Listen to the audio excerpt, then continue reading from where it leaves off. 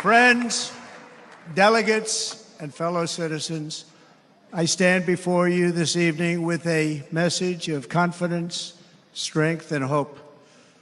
4 months from now, we will have an incredible victory, and we will begin the 4 greatest years in the history of our country. Together, we will launch a new era of safety, prosperity, and freedom for citizens of every race, religion, color, and creed. The discord and division in our society must be healed. We must heal it quickly. As Americans, we are bound together by a single fate and a shared destiny. We rise together or we fall apart.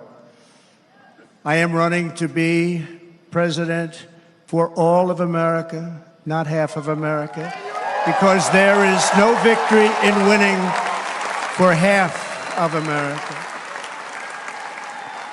So tonight, with faith and devotion, I proudly accept your nomination for President of the United States. Thank you. Muchas cosas son indescriptibles hasta que de repente ya no lo son. La teoría de la fuga de laboratorio sobre los orígenes de la pandemia de 2020 fue la desinformación racista. Ahora comentaristas y expertos reconocen que es una posibilidad genuina. La idea de que las empresas codiciosas que elevaban los precios para obtener más beneficios constituían una parte importante de la inflación fue al principio una teoría de la conspiración. Ahora es ampliamente aceptada por los banqueros centrales, economistas y políticos. Hasta hace 2 semanas, el deterioro mental del presidente Joe Biden era una creación de falsedades y mentiras partidistas. Ahora, no pasa un día sin que su propio círculo íntimo informe sobre sus limitaciones. Al parecer ocurre lo mismo cuando se trata del resultado de las primarias de 2020 que convirtieron a Biden en el candidato demócrata en primer lugar.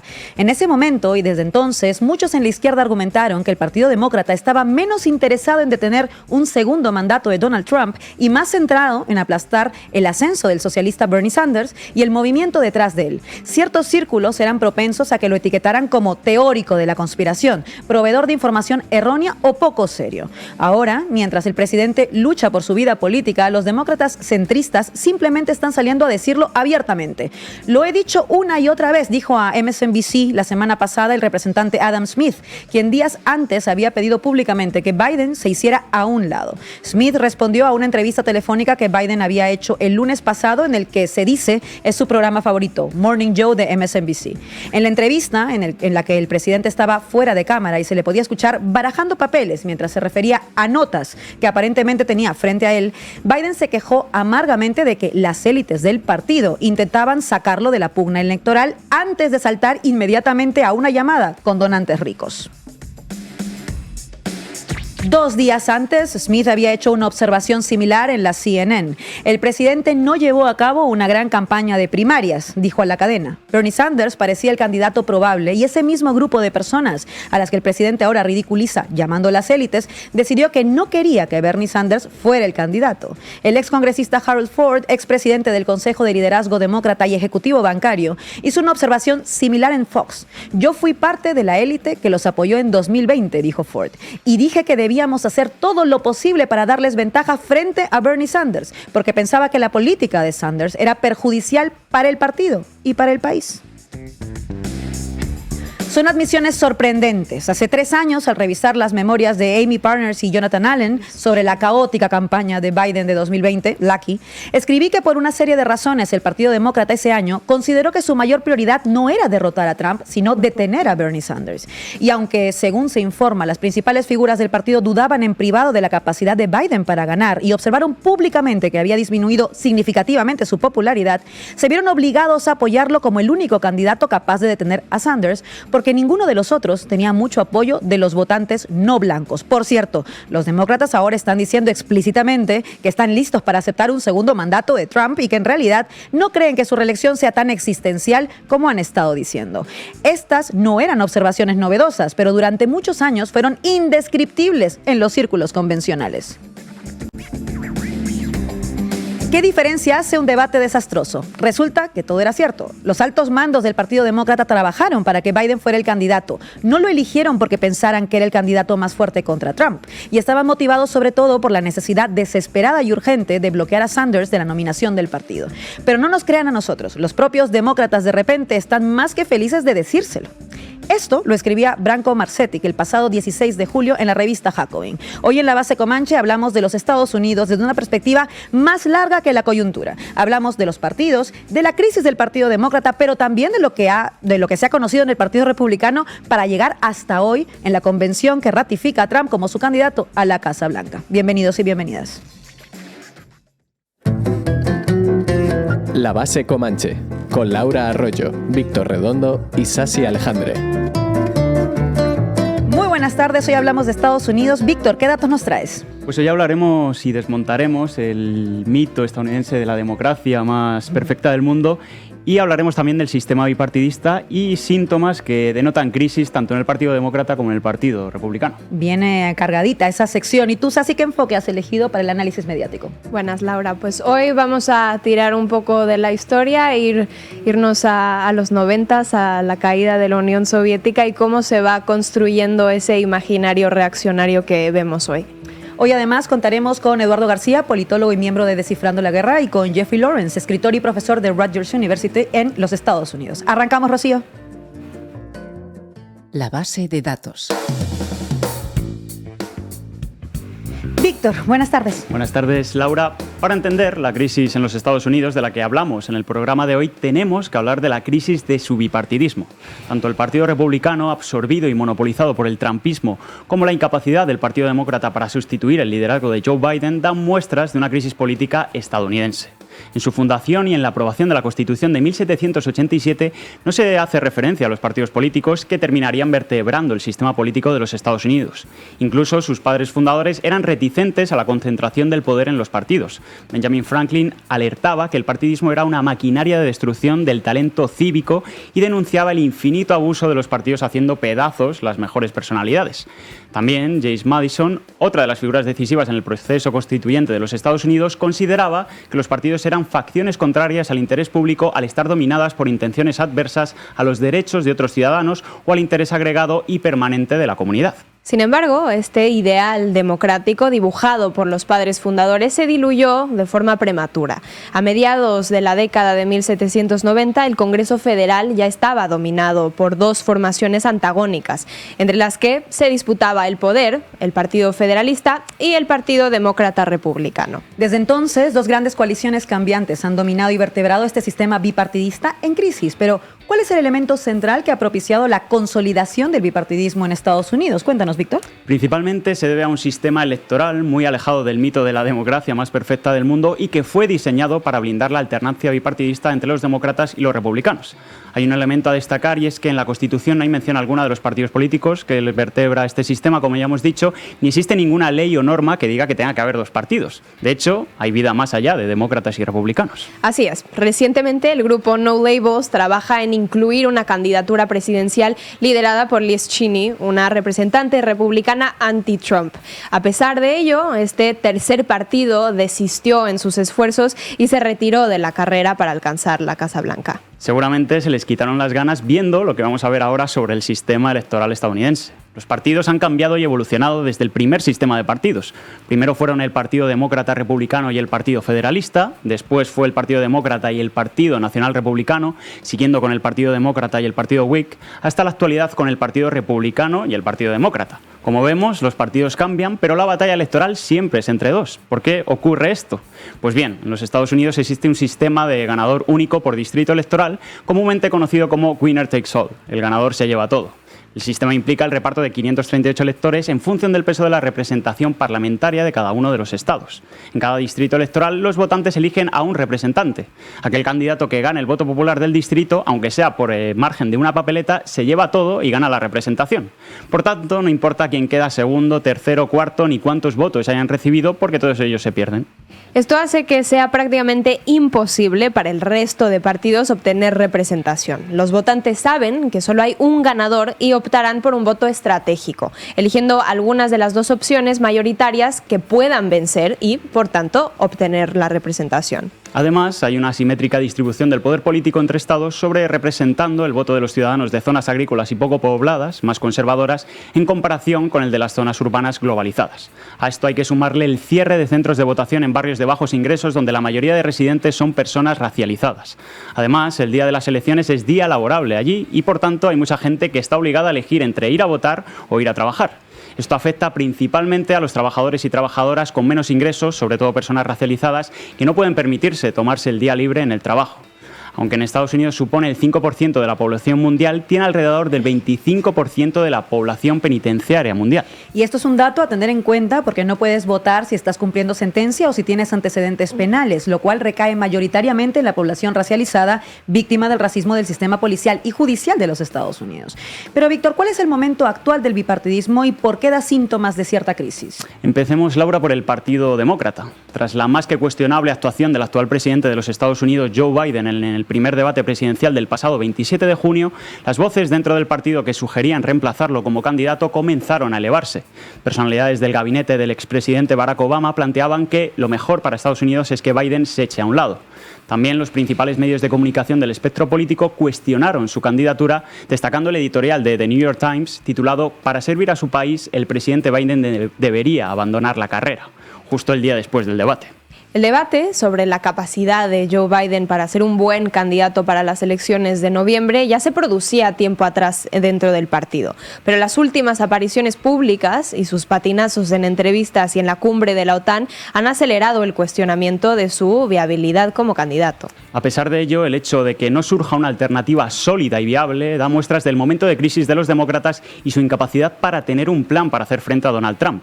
Esto se traduce en una crisis de representatividad entre los potenciales votantes del Partido Demócrata.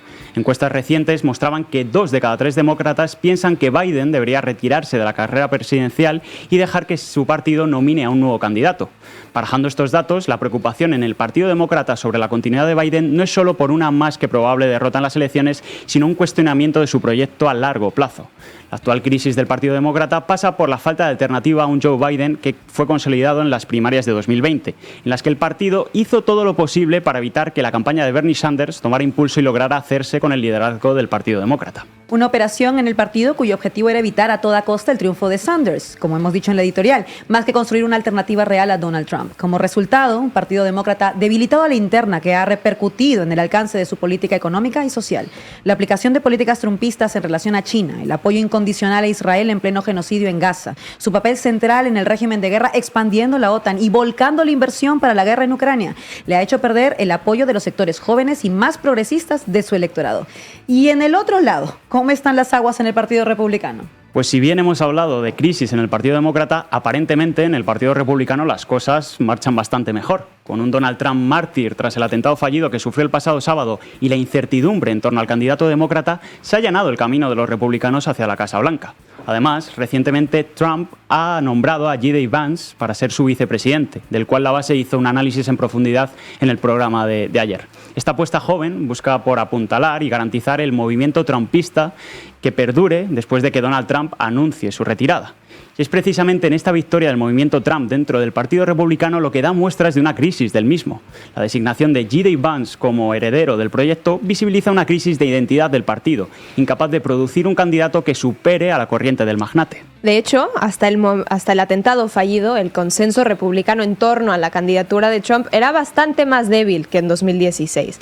Las voces críticas sobre su candidatura se hicieron patentes tras los escándalos e imputaciones del candidato republicano.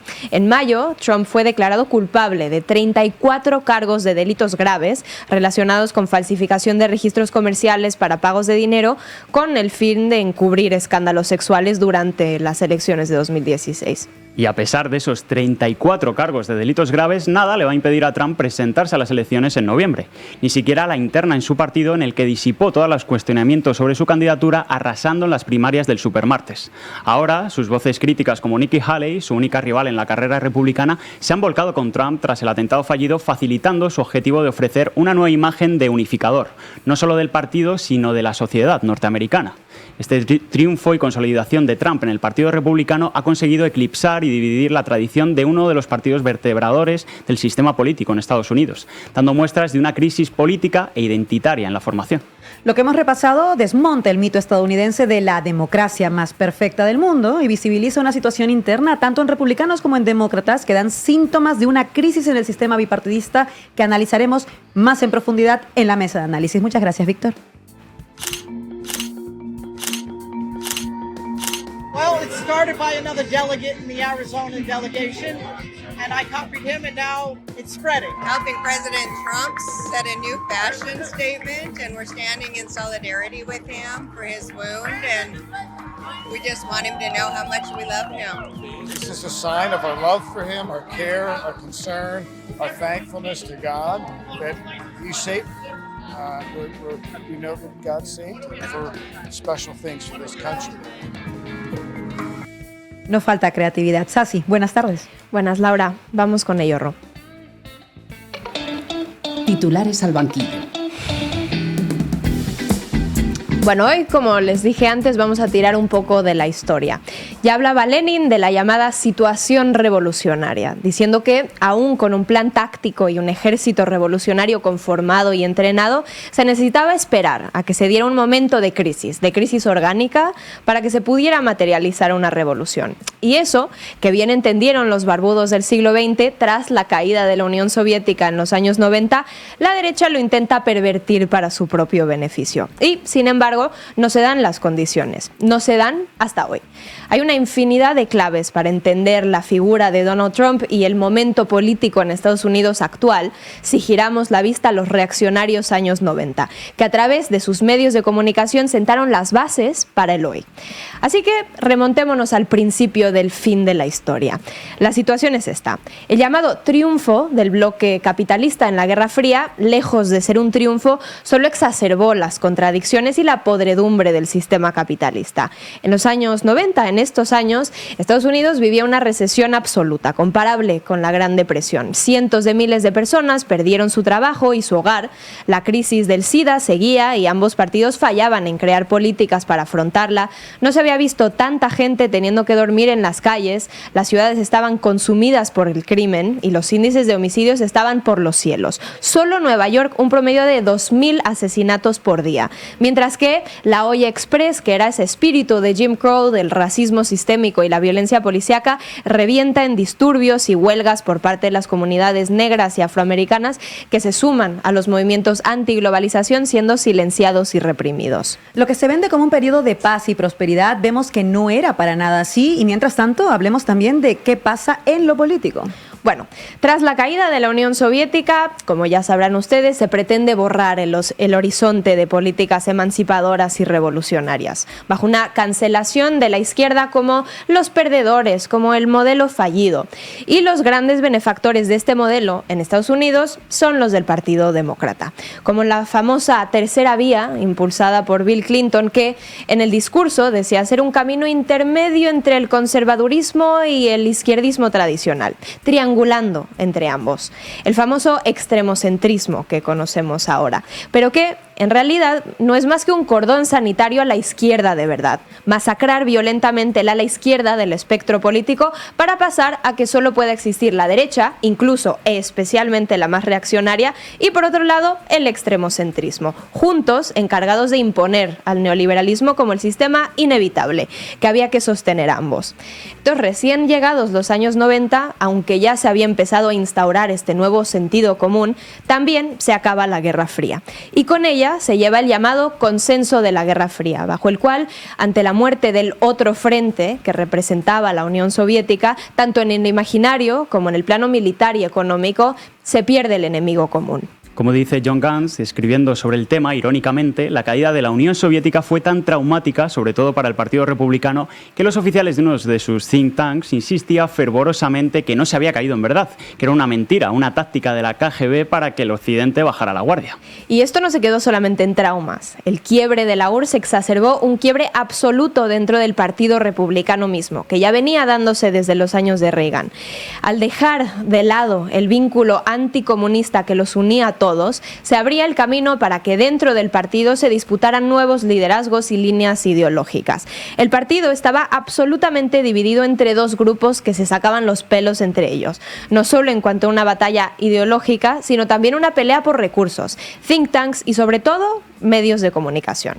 Estos dos eran, por un lado, los paleoconservadores, típicamente más mayores de edad, que idolatraban al sur con su gótica americana, sus granjeros y sus iglesias, descritos como la expresión del arraigo, un sentido de lugar y de historia, más interesados en lo interno que en política intervencionistas, pero muy autoritarios. Y, por otro lado, estaban los neoconservadores, muchos de ellos, como recuerda John Gans, liberales desilusionados que habían huido del Partido Demócrata en los 60, 70, hijos de migrantes, pero con una fuerte lealtad a la América de la Estatua de la Libertad, idolatrando al Nueva York corporativo. Más intervencionistas sentían el deber de esparcir la democracia al mundo entero, a punta de cañón incluso si era necesario. Y aunque la pelea entre estas dos sectas se dio en los medios, con cada bando reforzándose con sus publicaciones, pues estas eran revistas menores que rara vez salían de su nicho. Mientras tanto, los medios convencionales mantenían un silencio sepulcral sobre la fractura interna del Partido Republicano. Con que a los medios solo les gusta hablar del supuesto caínismo de la izquierda, con nuestras peleas internas. Pero cuando se trata de la derecha, silencio sepulcral. ¿Por qué será, Laura? Bueno, de la pelea fuera del círculo no se sabía nada, pero entre ellos se disputaban la cobertura de dos medios conservadores. Por un lado, el Washington Times, digamos la versión conservadora del Washington Post. Y por otro lado, y como bastión absoluto de la espina dorsal del conservadurismo estadounidense, la revista National Review, propiedad del think tank, la Fundación Heritage, creada bajo Reagan y hasta la fecha de los lobbies que rigen la política exterior y alguna interior de Estados Unidos. Y aquí es que, mientras que los neocons tenían muchos más recursos, los paleos rematan con la aparición de su figura estrella y el personaje principal de esta historia, Pat Buchanan.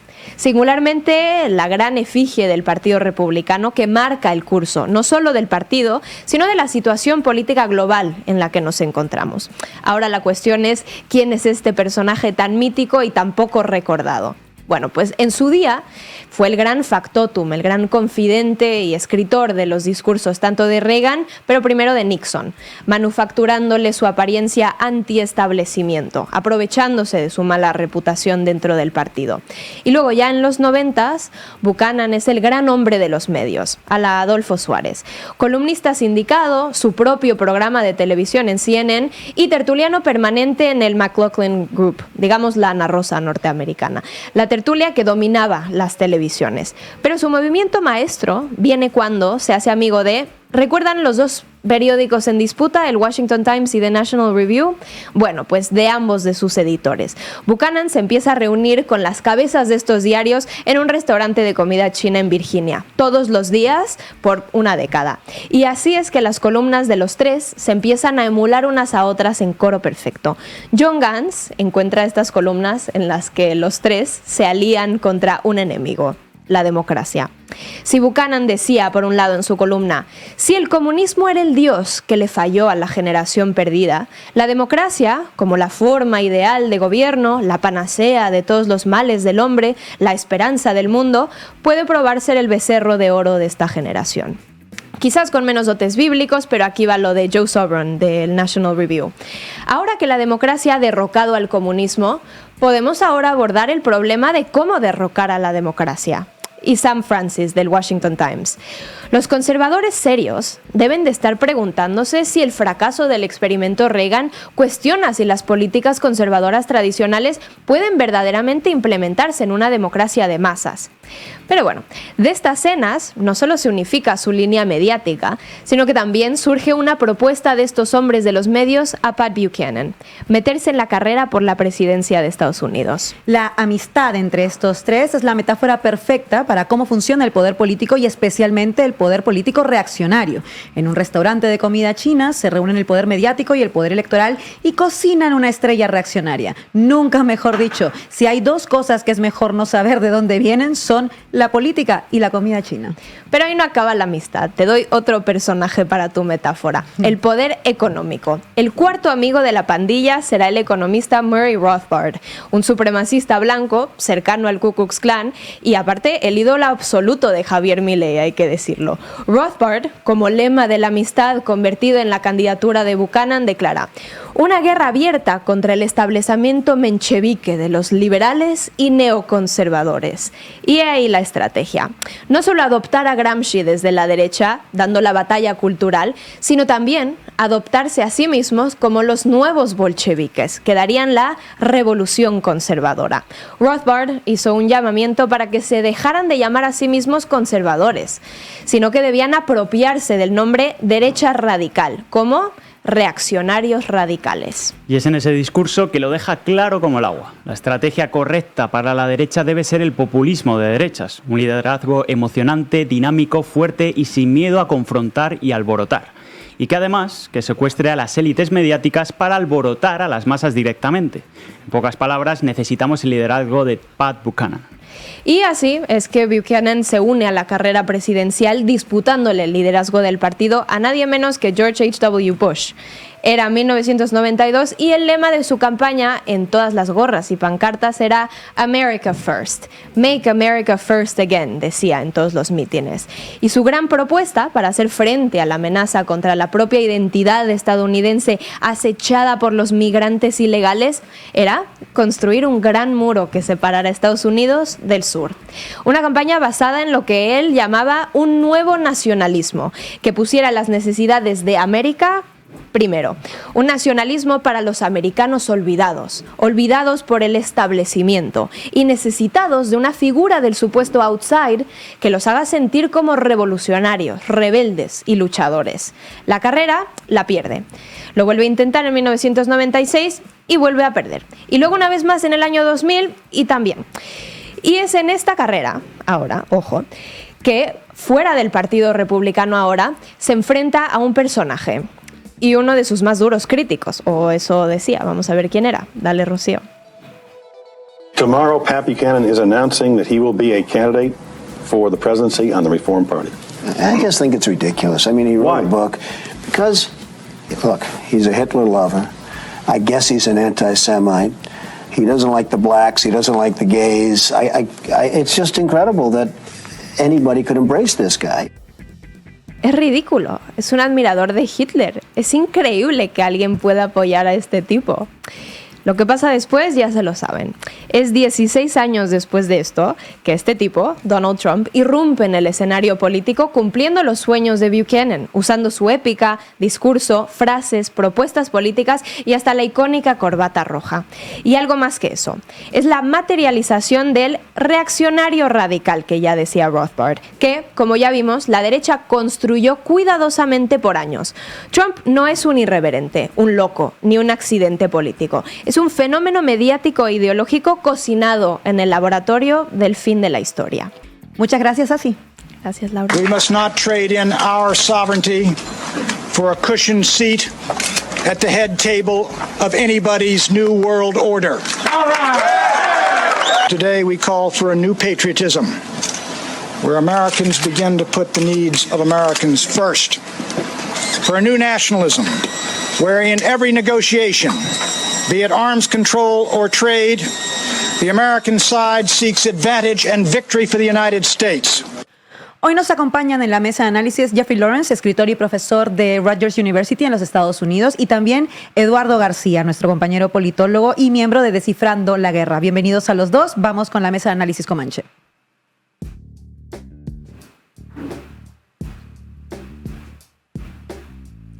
Tengo una pregunta para abrir juego con los dos. Hemos hecho un repaso del Partido Demócrata, del Partido Republicano, del sistema bipartidista también muy delineado por Víctor. Quiero ir un poco al Partido Demócrata, precisamente porque está gobernando, pero también porque está un poco en el ojo de la tormenta. ¿Qué es lo que ha llevado a que el Partido Demócrata, en su ala, digamos, más progresista, pienso, por ejemplo, en Bernie Sanders y en Alexandria Ocasio-Cortez, que estén en este momento avalando la candidatura de Joe Biden?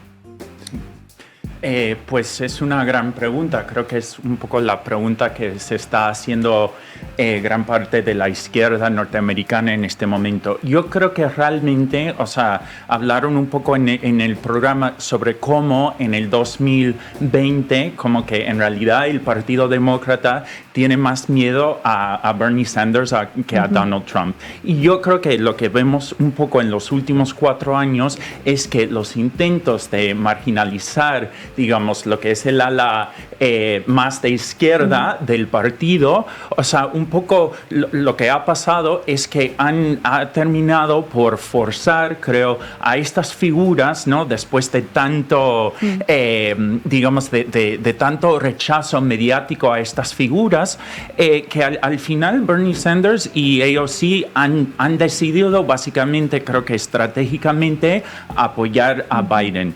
Vamos a ver en qué termina eso, porque todavía hay, grandes diferencias en cuanto a la política exterior, y han dicho eso, pero yo creo que también es un poco una muestra de cómo, digamos, esta parte más moderada y centrista ha ganado la batalla hasta ahora en el Partido Demócrata. Voy contigo, Eduardo, un poco en la misma línea. El teje-y-maneje interno, ¿tú también crees que ese ala más centrista ha terminado ganando de alguna manera la hegemonía en el Partido Demócrata?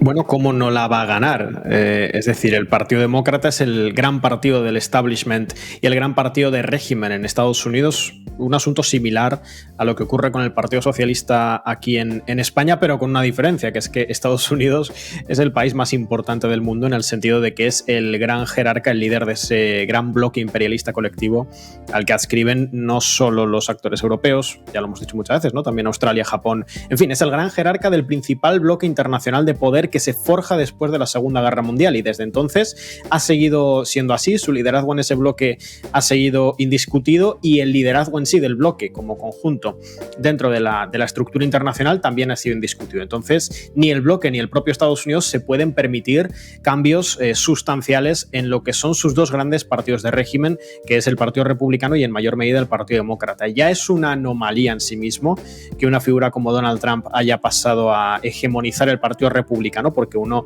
tendería a pensar que las élites económicas, militares y políticas en Estados Unidos preferirían un partido republicano más tendente a las líneas de Nikki Haley. Yo sigo pensándolo. Lo que pasa es que al final uno no puede controlar como si fuese una marioneta las dinámicas políticas e ideológicas de un país, ¿no? Eso se va conformando, y el establishment, que tiene unos intereses específicos, también tiene que adaptarse a los movimientos culturales e ideológicos que se producen en las superestructuras sin poder, digamos, controlarlos al 100% a su voluntad. Sí lo ha logrado en el Partido Demócrata. El Partido Demócrata activó una serie de palancas, lo sabemos, en el año 2020 para que Bernie Sanders no pudiera ser el candidato, porque, como digo, pues es el partido de régimen en Estados Unidos y hay todo un entramado de intereses que necesitan que el Partido Demócrata se mantenga en esa línea. ¿Por qué a día de hoy todavía hay sectores que plantean que Biden debe ser el candidato?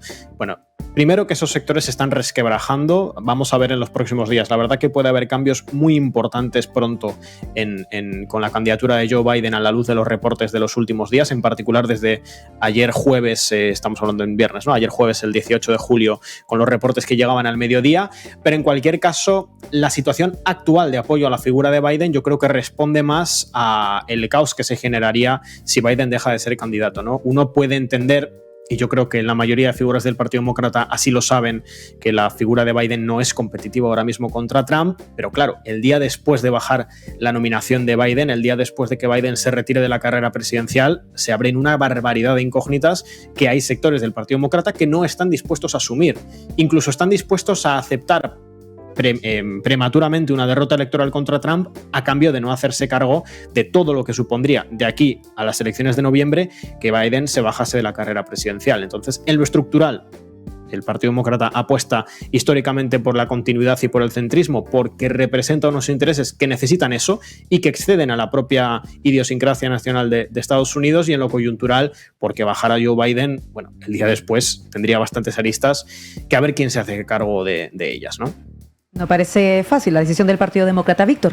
Sí, yo quería irme a la fotografía que hemos hecho en el programa de hoy de los dos partidos, del demócrata y del republicano, esa incapacidad de los demócratas de encontrar una alternativa fiable y sólida a Joe Biden y la sumisión de los republicanos al liderazgo y proyecto de Donald Trump, que parece que está asegurada su legado con J.D. Vance. Entonces quiero plantear en la mesa de análisis si existe una crisis política en los Estados Unidos y si podemos hablar de crisis de bipartidismo. Jeff. Pues otra pregunta muy importante. Yo creo que, para volver un poco sobre el Partido Demócrata, yo creo que sí está sucediendo en este momento una crisis, que es sobre todo, diría yo, como una crisis que enfrenta básicamente el partido y los grandes medios con la figura de Biden, ¿no? Creo que también hay que, un poco lo que pasó en el año 2020 es que, tenían como primarias abiertas y realmente creo que Bernie Sanders tenía posibilidades de ganar. Entonces yo creo que el partido quería evitar eso. Entonces en este sentido yo creo que todo el apoyo que ha dado el New York Times, Washington Post, ¿no? Estas grandes fuerzas mediáticas hacia Biden no es a la figura de Biden, que realmente nadie quiere en Estados Unidos, muy poca gente quiere en Estados Unidos, sino que realmente es la política que él representa. Entonces yo creo que para mí justamente en este momento es la oportunidad de decir, bueno, adiós a Biden, pero vamos a reemplazarlo con alguien, de la misma línea. Entonces, justamente yo creo que en este momento, ver que estos portavoces que estaban básicamente haciendo eco de todo lo que decía la administración de Biden, ahí es donde creo que hay una crisis. Vamos a ver si esa crisis realmente abre la puerta a otra corriente, a la izquierda. En este momento no sé, pero creo que sí se ven un poco en este momento las grietas, diría yo. Sí. Edu, en el hilo de esta pregunta, podemos hablar de crisis de bipartidismo tanto en la fotografía del Partido Demócrata como en la fotografía del Partido Republicano. No, yo creo que no. Yo creo que lo que hay son lo que existe es una crisis coyuntural dentro del Partido Demócrata y además muy ligada a la figura de Joe Biden, ¿no? Que evidentemente, muy probablemente de aquí a que termine la campaña electoral y que tengan lugar las elecciones, el Partido Demócrata atravesará una crisis independientemente de cuál sea la decisión que tome, y durante los 4 años de posible presidencia de Donald Trump, el Partido Demócrata será capaz muy probablemente de reagruparse y de volver a trazar su estrategia política. No es ni la primera ni mucho menos la peor crisis que atraviesa el Partido Demócrata. Y el Partido Republicano todo lo contrario. Yo no creo que esté en crisis. Está en un momento de viraje, un viraje histórico, porque hacía mucho tiempo, ¿no?, que el ala radical, el ala de la derecha radical no se imponía de tal forma como se está imponiendo en la actualidad, pero eso no significa que el Partido Republicano esté en una crisis ni interna ni de representatividad. Y esto, lo de la representatividad, lo expando a los dos partidos, ¿no?, porque los dos tienen un caudal importante de votos al fin y al cabo dentro de el escaso porcentaje de ciudadanos en Estados Unidos que acuden a votar.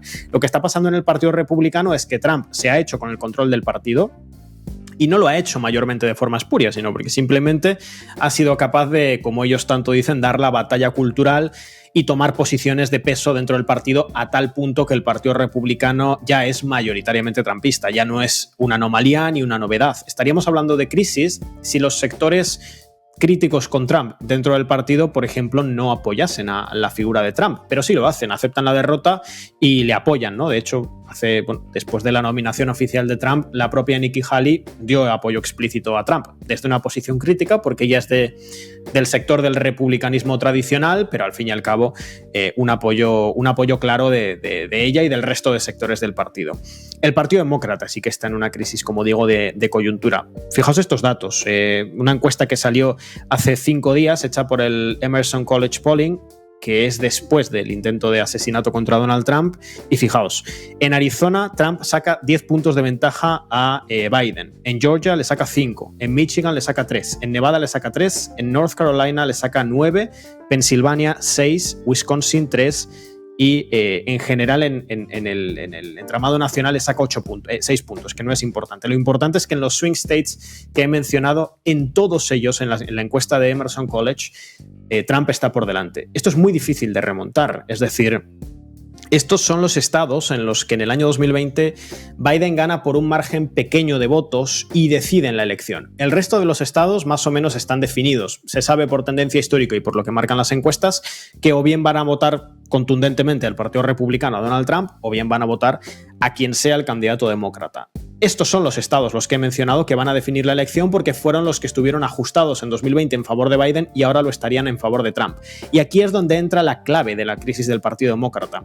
Y yo insisto, el Partido Demócrata, como gran partido de establishment en Estados Unidos, no va a tomar la decisión con respecto a Biden en relación a una consideración sobre esa cosa tan ambigua que es la democracia y en concreto la democracia estadounidense, sino en base a un cálculo electoral de intereses. Primero, ¿tiene algún candidato que represente los mismos intereses de clase, políticos, militares e internacionales que representa Biden? Yo creo que sí. ¿Pero tiene algún candidato que pueda ser competitivo contra Biden?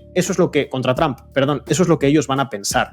Ya lo planteé el otro día e insisto, si en el Partido Demócrata se extiende la idea de que Biden no puede remontar contra Trump, que ya es una idea bastante extendida, y al mismo tiempo se extiende que hay otra figura que sí que pudiera remontar contra Trump, como podría ser Kamala Harris, entonces es posible que veamos un cambio de denominación dentro del Partido Demócrata. Si se asume que la tendencia es general para el partido, que los demócratas no pueden ganar la elección, entonces lo más posible es que la crisis del Partido Demócrata se estanque, Biden sea el candidato, pierda las elecciones y el partido se reestructura en los próximos años. Por tanto, a la luz de lo que está pasando últimamente, lo que encontramos es un partido republicano que está lejos de estar en crisis y un partido demócrata que está en crisis pero es de coyuntura, no es de representatividad. Es una crisis sobrevenida por un asunto de salud que no esperaban y que, pues sí, ahora mismo tienen discrepancias internas, pero yo creo que estamos lejos de que el Partido Demócrata se rompa y la propia ley electoral estadounidense prácticamente impida que emerja un tercer partido y cuando emerge una figura de izquierdas dentro del partido, pues tiene los resortes, las palancas para evitar que crezca. Así que, de momento, la dominancia de los dos grandes partidos en Estados Unidos está bastante asegurada. Sasi.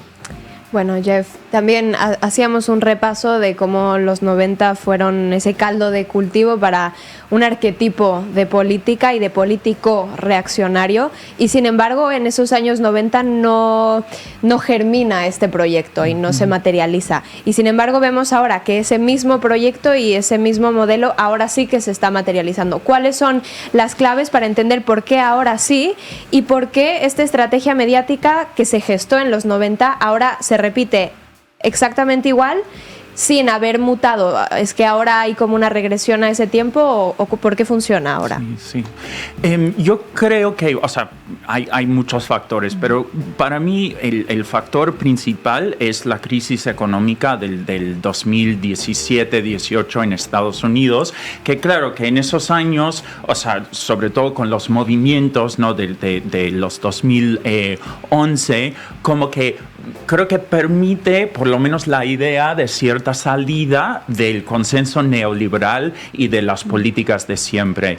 Y creo que sí estoy de acuerdo, digamos, con el análisis más popular de ese momento, que Sanders y que Trump son dos figuras, no las únicas, pero dos figuras que representan otras alternativas. Entonces yo creo que esa para mí es la situación, digamos, coyuntural, ¿no? que permite que Trump tenga realmente una posibilidad de ganar, que efectivamente ganó, donde en los 90 con Buchanan, tuvo esas políticas y tuvo mucho apoyo, como decían, pero no una posibilidad real de ganar.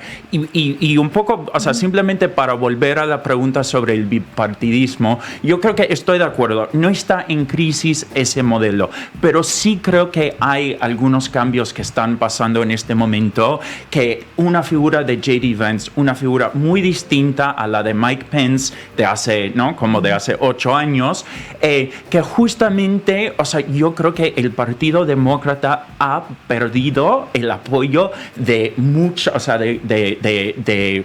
de la clase obrera, de ciertos sectores de la clase obrera.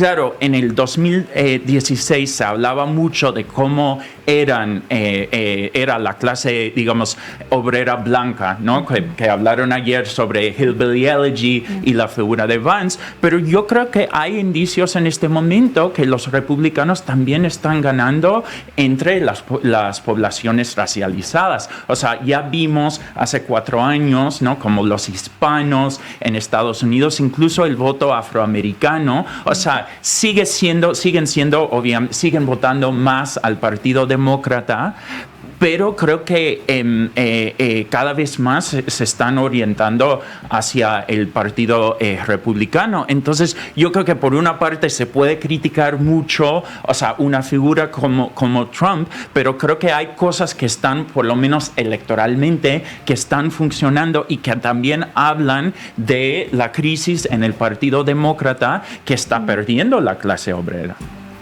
Bueno, Edu, también lo mismo, con ese enfoque mediático, ¿por qué es que este proyecto de política y de personaje reaccionario que se gesta en los 90 ahora es cuando se puede materializar?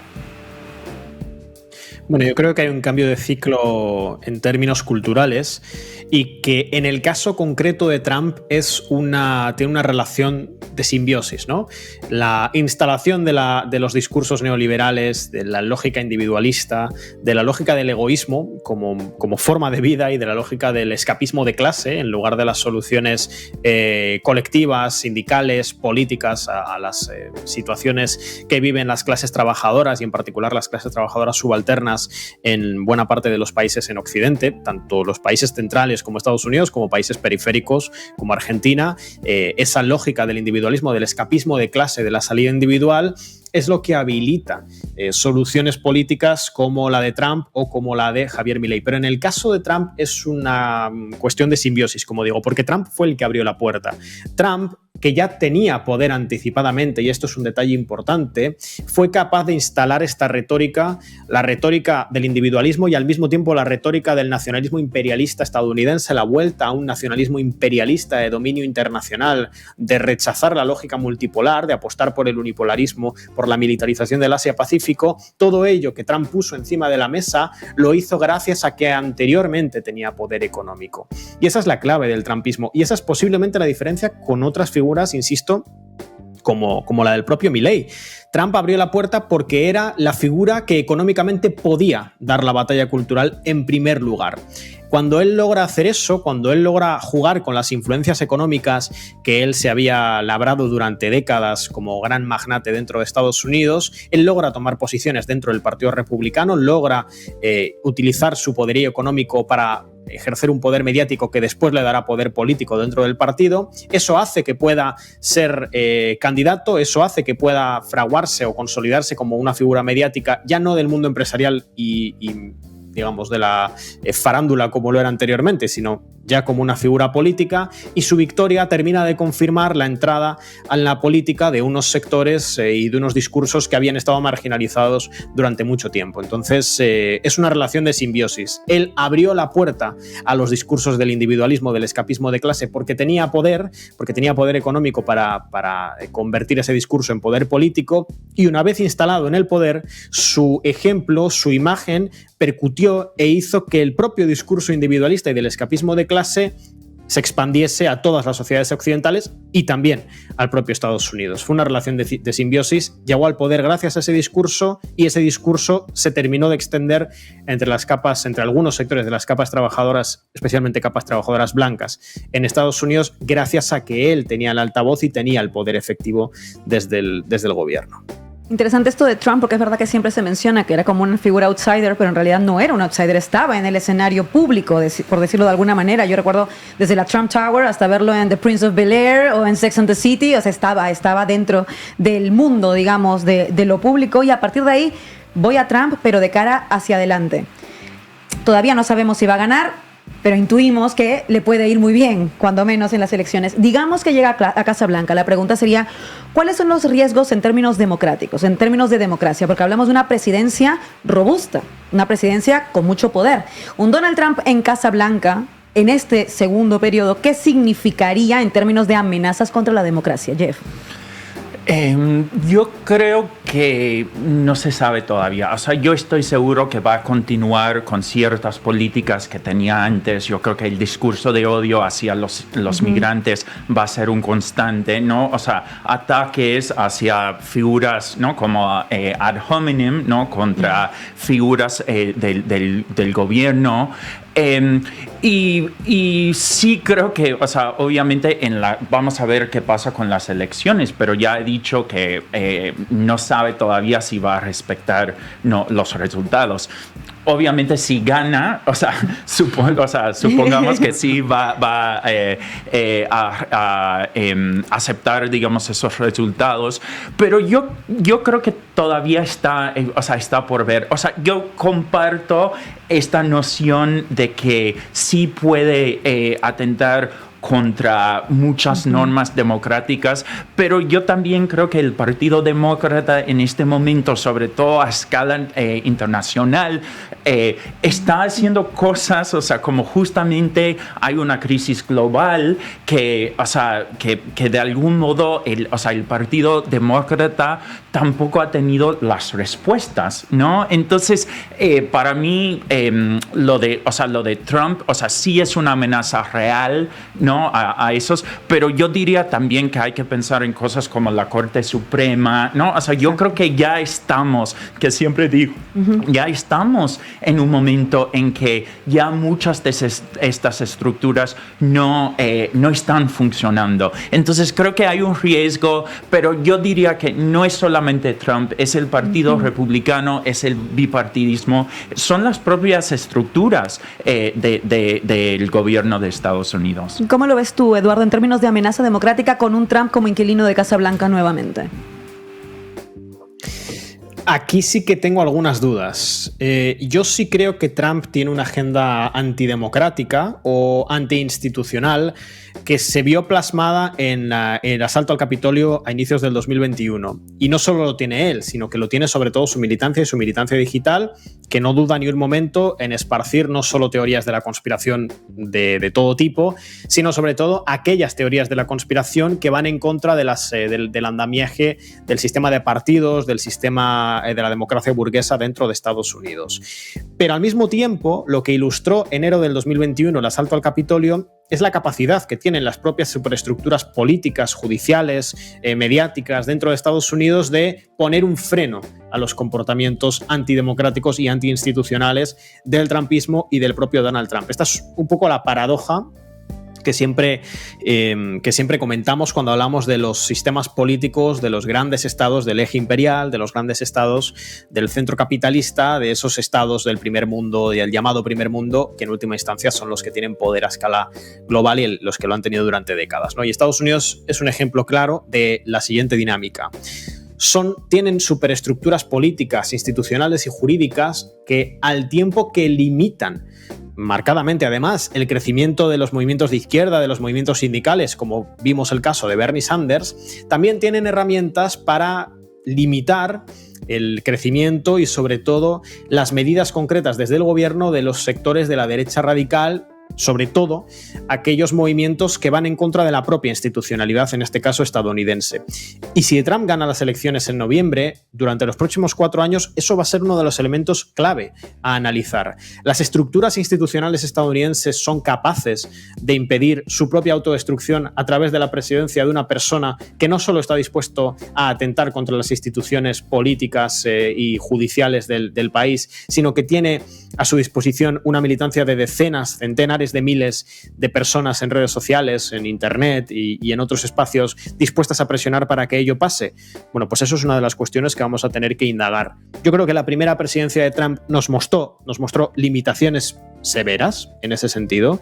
El hecho de que Trump, que sabemos que alentó indirectamente el asalto al Capitolio, que después ha sostenido una mirada de la conspiración del fraude electoral en las elecciones del 2020, pero que igualmente en el asalto al Capitolio tuvo que salir a pedir que los asaltantes se volvieran a sus casas. Ahí vemos una tensión, vemos claramente una tensión, de hecho se hace explícita, una tensión entre un sector político que quiere arrasar con todo, que quiere que la institucionalidad no le ponga trabas a su agenda reaccionaria, y al mismo tiempo una institucionalidad que con sus propios resortes y palancas, digamos, se defiende. Se defiende no porque Trump vaya en contra de los intereses de las élites económicas, políticas, militares del país, sino por todo lo contrario, porque Trump quiere acelerar tanto el proceso, quiere acelerar tanto la ruptura reaccionaria, que es capaz de tensar el sistema político estadounidense a tal punto de que pueda abrir la ventana a la articulación de un movimiento sindical, la articulación de un movimiento internacional antiestadounidense, y ahí es donde se genera esa tensión, una tensión muy interesante desde el punto de vista político, desde el punto de vista de las superestructuras políticas, y que va a ser una de las cuestiones clave a seguir si Trump es presidente. ¿Quién podrá más? ¿La estructura estadounidense, la estructura burguesa de la institucionalidad estadounidense o la agenda rupturista reaccionaria de Trump? Yo creo que se dará un equilibrio, creo que habrá victorias parciales de Trump en ese campo, pero que habrá muchas cuestiones a las que tendrá que renunciar porque, bueno, pues así es la institucionalidad estadounidense. Te limita el crecimiento del sindicalismo y de la izquierda, pero también le pone ciertas trabas a la derecha radical cuando quiere romperlo todo. Habrá que ver cuánto aguante ese institucionalismo que mencionabas también, Edu. Y yo voy a ser un poco malvada para la última pregunta, a ver si se arriesgan los invitados que tenemos hoy. 2 preguntas que son casi de sí, no, muy cortitas de respuesta. La primera, ¿será Joe Biden candidato en noviembre? La segunda, ¿es la victoria de Donald Trump irreversible? Yo creo que siempre en Estados Unidos es muy difícil prever los resultados de las elecciones. No sé si Donald Trump va a ganar las elecciones. Yo creo que Joe Biden no va a ser candidato a presidente. Yo creo que en los últimos días ya estamos viendo, con los medios y todo, que no lo va a hacer. Veremos. Acá tenemos una primera apuesta. En principio Joe Biden no sería candidato del Partido Demócrata y veremos si es que es irreversible la victoria de Donald Trump. ¿Tú, Edu, cómo lo ves? Pues Laura, si me hubieras preguntado hace una semana, te habría dicho que Biden iba a ser candidato. Bueno, es más, me lo preguntaste y te lo dije, de hecho, hace unos días, que Biden iba a ser el candidato demócrata porque, y no porque el Partido Demócrata pensase que iba a ser capaz de remontar contra Trump, sino todo lo contrario, porque pensaban que ninguna figura del establishment demócrata podría remontar a Trump y por ende pues quisieron apostar, o yo entendía que apostarían por dejar que se quemase el cartucho de Joe Biden. Y yo creo que en los últimos días se ha movido algo en el Partido Demócrata. Creo que en el establishment demócrata entienden a la luz de las encuestas que hay otras figuras que sí podrían remontar contra Trump y por eso, pues evidentemente es muy difícil, pero me has pedido que me moje y me voy a mojar. Yo creo que Biden no va a ser el candidato demócrata. Creo que hay otras figuras que podrían competir contra Trump, pero creo que Trump va a ganar las elecciones porque la distancia que tiene ya en relación a Biden en los swing states, en los estados clave, es demasiado grande para que ninguna figura del Partido Demócrata pueda remontarle en esas instancias decisivas. Creo que sí hay figuras que van a tener una mejor elección que Joe Biden, prácticamente cualquiera dentro del Partido Demócrata, pero creo que no les va a dar para remontar en, pues eso, Michigan, Georgia, Pensilvania, Wisconsin, todas esas, North Carolina, todas esas swing states que hemos comentado. Pues ahí están las predicciones, a ver si coinciden con la realidad. Estaremos muy atentas en noviembre. Jeffrey y Edu, muchísimas gracias por haber estado con nosotras en La Base Comanche y nosotras hemos llegado ya al final del programa. Los dejamos con un tema de Barry Maguire, Eve of Destruction. Hasta la próxima semana.